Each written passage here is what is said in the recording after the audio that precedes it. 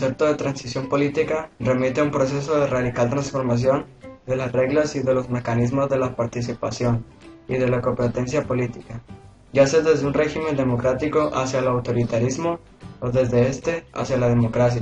Protestas sociales. Se ha empleado el término transición para hacer referencia a este proceso de cambio político.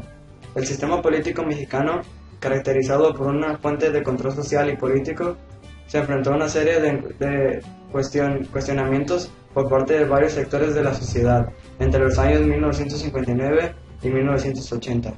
El movimiento estudiantil de 1968 marcó la dimensión que podría tener una propuesta organizada. Hubo reclamos por parte de los diferentes sectores del gobierno a quienes dejaron oír sus voces, manifestándose a favor de la libertad y en contra de la represión y la intolerancia.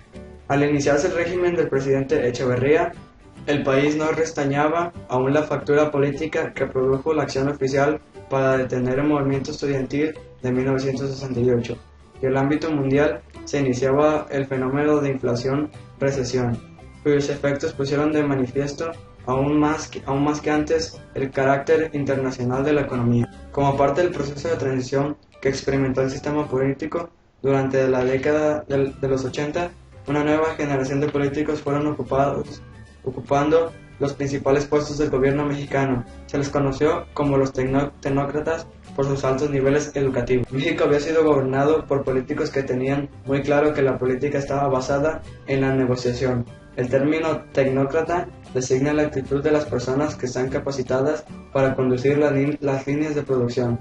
Miguel de la Madrid, Carlos Salinas y Ernesto Zedillo representan a la tecnocracia mexicana que asumió el poder político durante las últimas décadas del siglo XX. Reforma electoral. En 1946, el Estado centralizó la organización y la vigilancia de los comicios electorales para institucionalizar el juego político en México. A partir de 1977 se han llevado a cabo varias reformas electorales que constituyeron piezas clave en la mecánica del cambio político. El petróleo y su influencia en el cambio de rumbo en la política exterior. Al inicio del gobierno de López Portillo, todo parecía indicar que la política exterior de México retornaría a la postura aislacionista y de buenas relaciones con Estados Unidos. No obstante, en 1979 las cosas parecieron cambiar de súbito y el remoto a la política tradicional fue aplazado. La legitimidad de las elecciones de 1988 al año siguiente tuvieron lugar en las reformas a la Constitución, y en 1990 la expedición del Código Federal de Instituciones y Procedimientos Electorales hechos dieron origen a la creación del Instituto Federal Electoral en 1999. El papel de los partidos políticos en México. Los partidos políticos en México existen desde finales del periodo revolucionario. Los actuales son PRI, PAN y PRD. Son en este momento los partidos más representativos por su historia. El papel de los partidos políticos resultó importante al pugnar por una apertura política mayor, la cual terminó colapsando el dominio del partido oficial PRI. De los partidos políticos que actualmente existen en México, solo el Partido Acción Nacional y el PRI se constituyeron antes del proceso de transición que hemos revisado. Los demás pueden considerarse como producto de este proceso. PRI logró la estabilidad política del país durante el siglo XX. El PRI mantuvo el poder durante 70 años gracias a una estructura corporativa.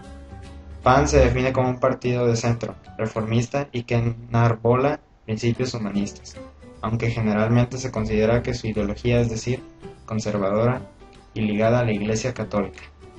Con el presidente Carlos Salinas de Gortari se rompieron varios principios fundamentales de la política nacional, como fue el reinicio de las relaciones Estado-Iglesia, reconociéndolas a estas personalidad jurídica desconocida de la Constitución de 1917. Los retos de la democracia. La democracia se construye todos los días. Por ello, los organismos ciudadanos deben tomar en cuenta las experiencias pasadas y mostradas una objetividad objetiva. Las elecciones son el espacio en el que las distintas voces políticas hacen oír sus voces. Entre los retos de la democracia está el respeto a los derechos de los semejantes, tolerancia de ideas y de posiciones políticas diferentes.